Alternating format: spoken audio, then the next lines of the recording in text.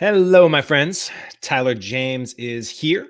And on this broadcast, we're going to be talking about masterminds. And we're going to be talking about 4 things that a mastermind absolutely will do for you, and 1 thing that a creator mastermind group definitely won't do for you. If you are new to the concept of masterminds, well, you obviously haven't been listening to the Comics Launch podcast lately, because I've been sharing some examples of mastermind sessions and hot seats inside that group. But I did want to just call your attention, because today is, as I'm recording this, it's June 18th, 2020, which means it's actually the last day to apply for a Comics Launch Mastermind group for the second half of 2020. The groups that I run are called the Comics Launch Mastermind, and in these groups, creators that join them commit for 6 months to work with us inside the Comics Launch Mastermind group. And these are creators that are basically there for 2 main reasons. One, it's to get feedback, advice, support, guidance, coaching, accountability for their own creative business. And then it's also to give that to other people, to provide perspectives and resources and connections and insight and support to other creators. And that's really the power of a mastermind session. So what I want to talk about on this broadcast is 4 things that a mastermind will definitely do for you, and 1 thing that it will not. And I do want to just call your attention, though, if you were interested in potentially throwing your hat in the ring, and we've already got a number of great applications in, and so it looks like we're going to have another full group in the second half of 2020, which is always exciting. But I do have room for a couple more applications. So if you want to apply, you can just go to directly to comicslaunch.com/mm-apply. Or if you need to know more about it before you throw your hat in the ring, you can go to comicslaunch.com/mm-info, and you'll see a page that looks like this. All the details about everything that's in it. There's actually a detailed video that I walk through all of the things that all the stuff that is involved in the Comics Launch Mastermind, everything that it's all about. You can get links to all the application and everything. But if you are interested, you just click the apply button and jump over here. You'll see an application like this, just a simple Google form, take a couple minutes to fill out, and then you should be good. So that's all of that stuff. But let's talk about, there's my background. That's Charlie and Company, Charlie and Cullen. So let's talk about the 4 things that a creator mastermind group will absolutely do for you.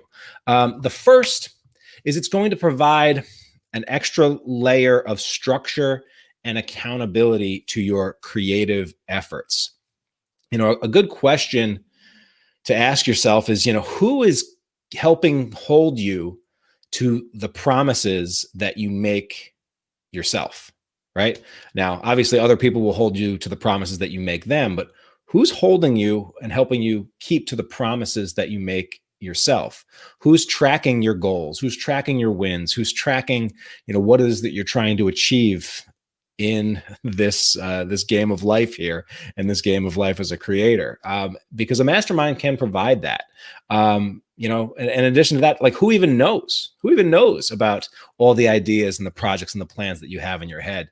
And there's a real power that comes from just having other people that have a little bit more insight into who you are, what you're creating, why it's important to you, and they get some skin in the game, they get interest in it, and lo and behold, it becomes easier to then, knowing that you have blocked out in your schedule each and every month time where you're going to come in and you're going to go around a room and everyone's going to report back on, hey, what progress have you made, and where are you at in terms of that goal, and what are you struggling with, and how are you moving forward, and did you take action on the things that you committed to taking action on the last time we met? Like, having people in your life that are going to do that just inevitably keeps you moving forward at a pace that is just, it's hard.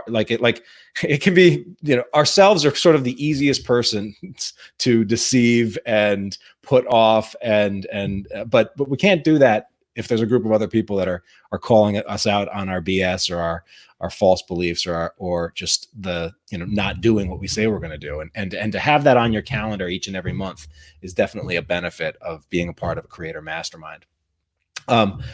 And another thing so that's one, structure and accountability. So the second thing that a creator mastermind will do for you, and joining one will do for you, it will help you see the problems that you have or the problems that you think you have more clearly. And it will also help you, find opportunities in those problems. There's that whole saying, like, you can't read the label from inside the bottle. And so many of us are inside the bottle on our own problems, right? And so a great example of this you can go listen to a recent episode of the Comics Launch podcast to sort of be a fly on the wall of these conversations. But Clay Adams, who's been a member, he's one of the founding members of the Comics Launch Mastermind, actually. But, he was sitting on what was now, we all know, a 5-figure Kickstarter launch for a book and a project that he had sort of put in the back drawer.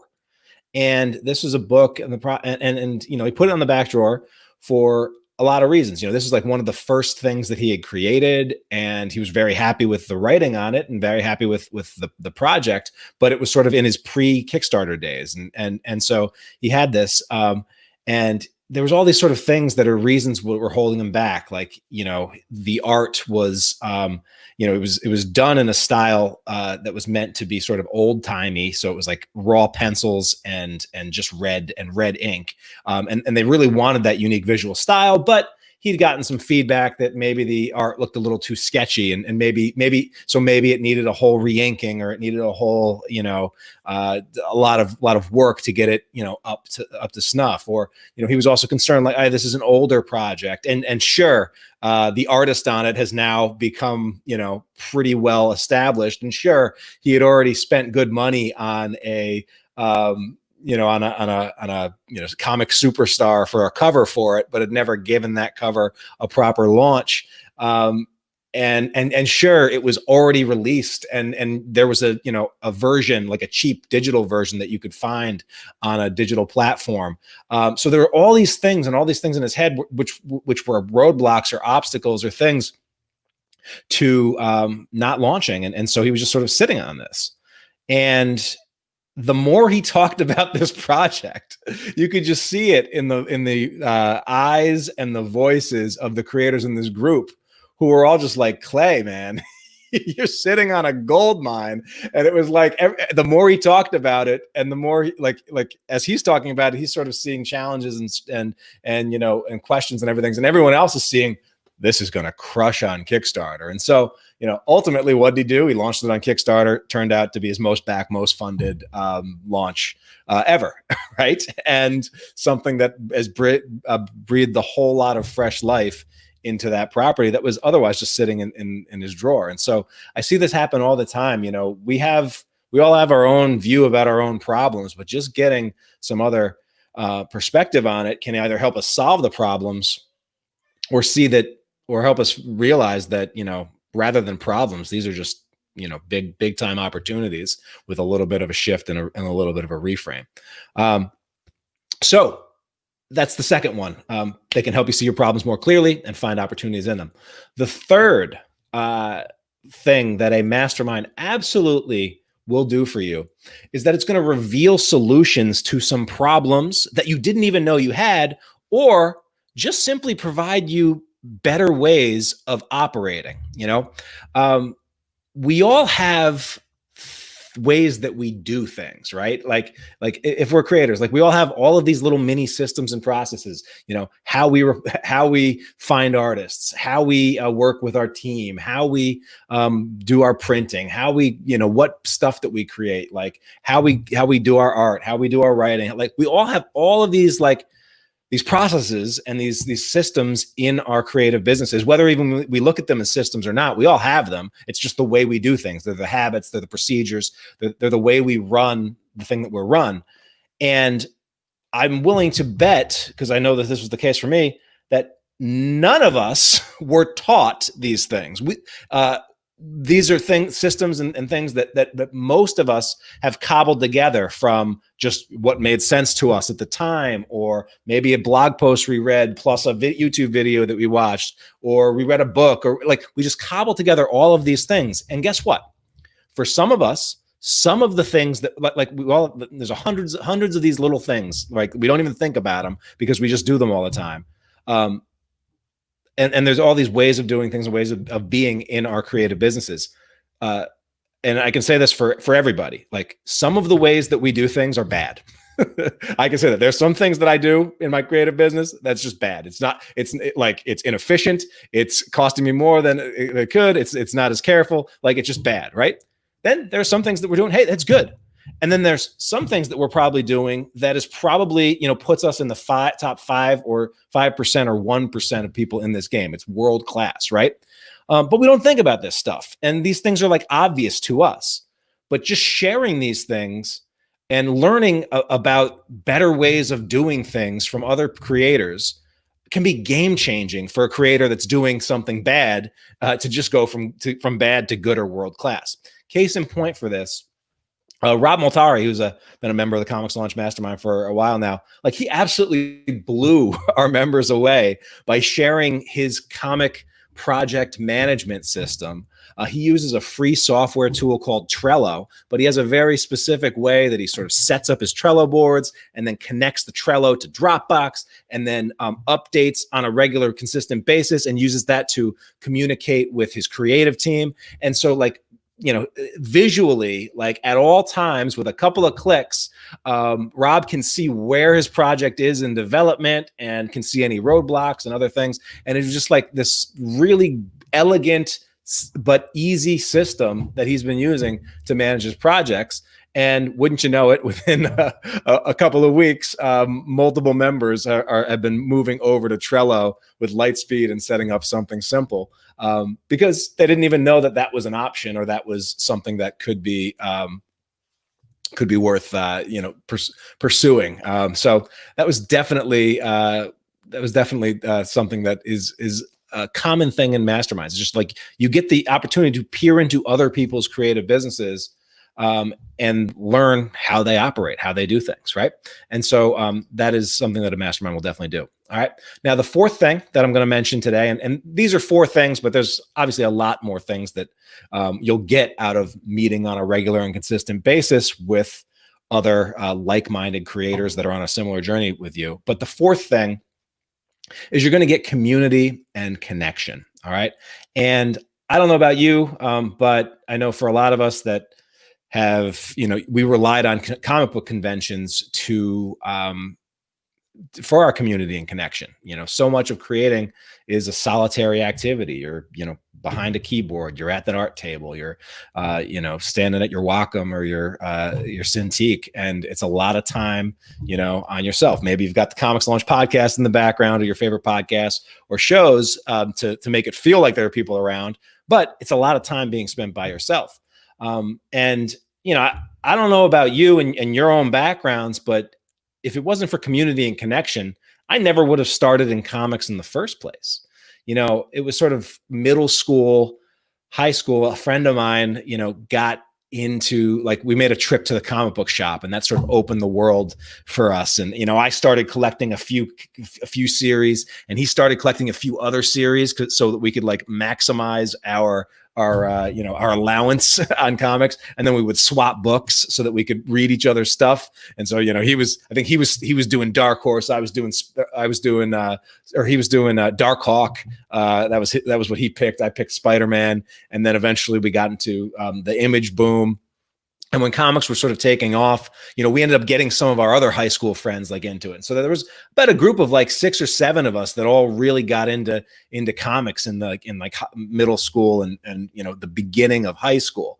But as happens, with any group of comic fans, a small subset of those group, it would actually go on and and create and want to create them too, right? I had one friend that, he was just into comics. He liked the stories and all, but he was also like, ooh, these things can, I can flip these things for money, and that got him into it, right? And but there were my friend, me, and my friend Matt Kerrigan, who lived across the street from me. We got into making comics too, and I actually dug this up. This was a comic that was actually written and drawn by me. And Matt, my buddy Matt Kerrigan, he did the inks on this. Talk about a throw blast from the past. This was circa 1994, kids. 1994. So 90s, right? Cross hatching at the yin yang. Who needs backgrounds when you can just throw some speed lines in there? Big guns, liquid metal claw hands. Yeah, it was. This is all that in a bag of chips. I believe this is the only one that still is in existence, and I think I sold a bunch of these out of my backpack in high school. $1 a pop back in 1994 was what I was getting for them, right? But the thing is, like, I was able to do that. And Matt and I, like, I would take my art table, like the same art table you see behind me. I would take that table and I would carry it across the street to Matt's house, and we'd set it up in his room, and we would do like all night drawing sessions and everything. And I had that community, right? But as high school wore on, by the end of high school, Matt got a hot girlfriend and I didn't. So he had a lot less time for comics.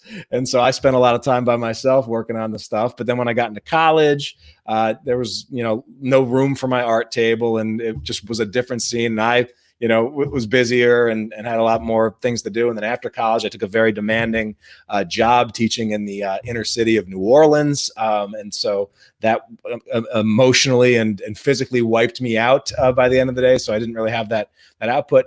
But I also didn't have a community. I didn't have any connections. And as a result, I didn't have much output. And so there was this big gap, whereas prior to, like, throughout, middle school and high school, I did, 6 books and 200 plus pages of comic stuff. And then 5 years of nothing. Right. I didn't have community. I didn't have connection. And I also, as a result, didn't have output. But eventually it was a script writing class, and then online forums, and then starting to go to conventions, and then another script writing class, and then doing things like 24-hour comic book day and connecting with the Boston art scene and the comics creating scene. And before you know it, like, over a couple of years, like, the more I was around people who were in the game of comics, and the more frequently and consistently and regularly I was interacting with these people, the more inspired I was to keep creating. All right. And so what a mastermind group that you're committing to meet with regularly, and you are, it's on your schedule. It's a commitment, right? It's on your schedule. Like, by getting that on the schedule, making sure that it happens. These are people that you're going to get to know, get to interact with, hopefully get to like, and that's going to keep you creating. It's going to keep you inspired to keep creating. When everybody in the group is doing cool stuff, how do you show up next week without doing cool stuff yourself? It becomes very difficult to do. And so over the past few years of just running the Comics Launch Mastermind, I've seen creators that have partnered up on anthology projects, that have done Kickstarter cross promotions together, that have shared tables at conventions, that have joined forces. There was a couple, 3 creators inside the mastermind that basically they saw another creator in the Comics Launch Pro community sort of hit some tough times and had to and was struggling to fulfill his Kickstarter, which was an anthology project that they were a part of. And so, these guys joined forces to help that creator, fulfill the rest of his project and get all those books shipped to backers. And they did it, right? And these are all connections and communities that happened within that group. And so, of all the things that I'm proud of, just the fact that, there's a lot of creators, I think, that came into it without having this network and this connection with other creators that knew who they were, that knew what they were about, that, knew what made them tick and what they were trying to do and the mark that they're trying to leave on this industry. And now that's not the case. They do have people in their world that know that. And so connection and community is something that you will definitely get from a good creator mastermind group. All right. And so again, in a sec, I'm going to give you the one thing that you can't get or you won't get. But I do want to make sure that you all know, and I'll just pull up that we are closing applications for the July 2020 Comics Launch Mastermind. Those applications close tonight at midnight. So if you are interested in applying, comicslaunch.com/mm-apply. And we'll review that, and we'll let you know within by Monday whether or not I have a spot for you. We do have, it looks like we're gonna have a full boat for July 2020, which is always exciting. And it's great because we bring back members that stick with us from session to session, and we always are able to inject some new creators. And in some cases now we have some creators that were in the group, left the group for a season, and are now coming back. So we've got a nice mix of returning champions and new contestants, or as it were. But I do want to share like one thing that you will not get from joining a mastermind, or a mastermind will not do for you. And what a mastermind will not do for you is it won't do the work for you. All right. The analogy I'll make is, and I see in the comments, there's some questions, is this, will the mastermind be more like the Legion of Doom or the Brotherhood of Evil Mutants from Travis Gibb? I'm going to say more like the Avengers, right? More like the Avengers movie, all right? But in every Avengers movie, there's this moment where the entire team, there's a, big calamitous thing that needs to happen, or obstacle that they need to overcome. The entire team comes together to form a plan, right? And a lot of time there's some jokes and some bickering and some back and forth, and some ideas get tossed out, and some are good or some are bad, and some are problematic that one person doesn't see but another sees, and they sort of battle it out.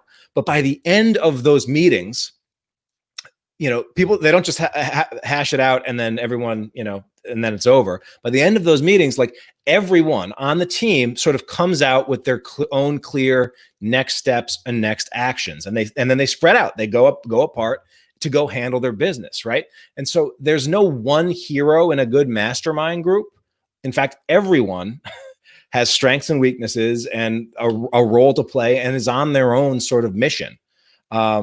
And they get to be their own hero in their own journey. And that means that they get to, you're going to leave every mastermind session with some actions to take and some commitments that you've made, and the expectation that you're going to go out and do that, and then come back and report back on your progress and what's the next challenge, right? My job as the facilitator is not to be the hero, and for the group that I run. Like, my job is Nick Fury. My job is bring the right people together and keep them all moving with the big, with the big goal in mind, and that's everyone moving forward on our own creative journeys, and taking whatever it is that we're trying to do to that next level, and making the things that we're trying to accomplish happen in this world. And so that's what it's about. Again, just a brief recap. The 4 things that a mastermind group absolutely will do is it'll provide you structure and accountability. It will help you see your problems more clearly and find opportunities in them. It will also reveal solutions to problems that you didn't know you had, and provide better ways of operating. And last but definitely not least, it'll provide you some community and connection. But one thing a mastermind group will not do for you, it's not going to do the work for you. You're still going to need to be the hero in this game. All right. So there you have it. If you are interested in applying, would love to see your applications, would love to review them. Even the application process itself, I think, has some really good questions to think about going into the new year. So if you want to check that out, and just go to comicslaunch.com/mm-apply. And I look forward to reviewing those.